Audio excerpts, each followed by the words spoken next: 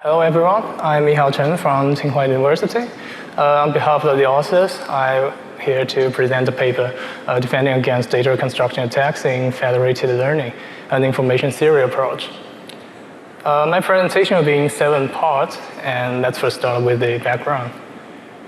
We know in traditional machine learning, data from different parties are combined for model training, while this could solve the issue of isolated data islands. The centralized approach can lead to privacy issues since raw data are shared between different parties. And to solve the privacy issue, federated learning offers a solution by allowing each party to train models locally and share only the model parameters instead of the raw data. However, previous research has shown that attackers can still potentially reconstruct the original data from this shared parameter, posing a new privacy threat known as a data reconstruction attack. Existing privacy protection methods in federated learning include theoretical approaches such as differential privacy, which target specific differential attacks and are not proven to be effective against data reconstruction attack. There are also heuristic methods like gradient compression and just adjusting batch size, but they all lack theoretical guarantee. So in short, the effectiveness of current defenses against data reconstruction is still unclear, and our aim is to explore federated learning more deeply to understand how data reconstruction occurs and how to prevent it in an information theory approach. To this end, we raise 3 key questions to understand the data reconstruction. Why can data be reconstructed from parameters, and what happens during the model training, and how can we limit data reconstruction? First, we focus on the why data can be reconstructed from the parameters. Let's see the reconstruction error here. This error measures how accurately an attack can recover data from model parameters. The lower the error, the more successful the reconstruction attack. With information theory, we demonstrate that this reconstruction error has a lower bound determined by 2 factors. The first is the differential entropy of the dataset, which reflects the data complexity. The intuition is that a more complex data set is more difficult to reconstruct. However, since the data set isn't usually changed during model training, so the data complexity would be a constant. And then the reconstruction error is only related to the second factor. And this second factor reflects the information contained in model parameters. Essentially, the more data information the parameters hold, the more precise the reconstruction could be. Now we get to answer the first question. Why can data be reconstructed from parameters? It's because the information within the model parameters allows for data reconstruction. But why does this information exist in the parameters? So this leads us to the second question. What happens during model training?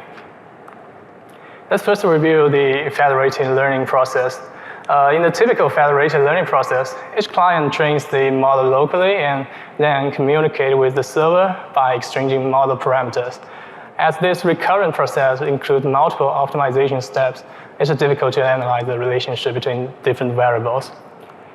To address this challenge, we unfold the recurrent process as shown in the left 2 along the timeline. Then we can get a clear relationship between 2 variables in the unfolded process and further facilitate analysis on the per-step basis. Based on the unfolded process, we discover that the information included in the model is increased after each step of model update, as we can see here, indicated by the green arrow. We also get an exact formula for the increment of information. Moreover, this increment happens in each optimization round, thus resulting in information accumulation along the whole training process. Now we get to answer the second question. what happens during model training? Well, during the model training, the information gradually flows from the data set to the model parameters in each optimization round.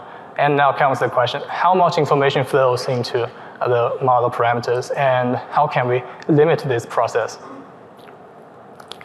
As we discussed, the reconstruction error is related to the information in model parameters. So to restrict data reconstruction, we need to restrict the information contained.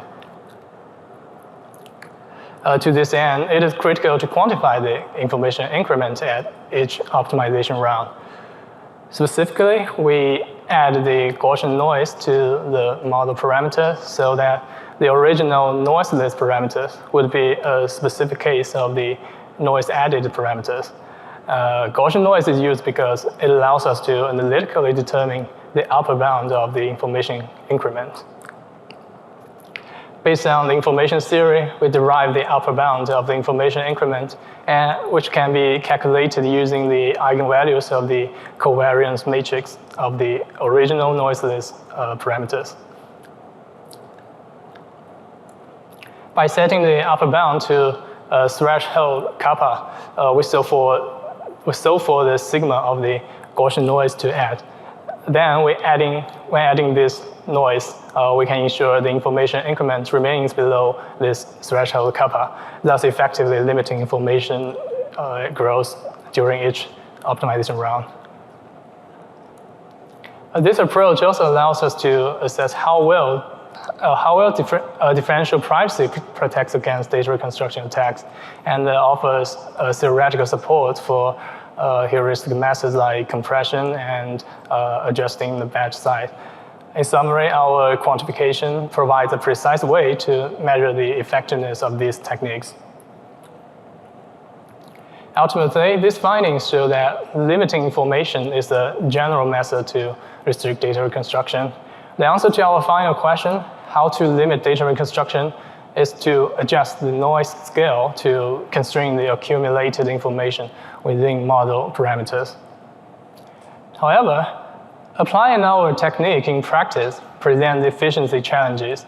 Since we need eigenvalues to limit information in the model parameters, eigen decomposition is required. But with high-dimensional models like ChatGPT, which has 70.5 million parameters, eigen decomposition becomes extremely difficult.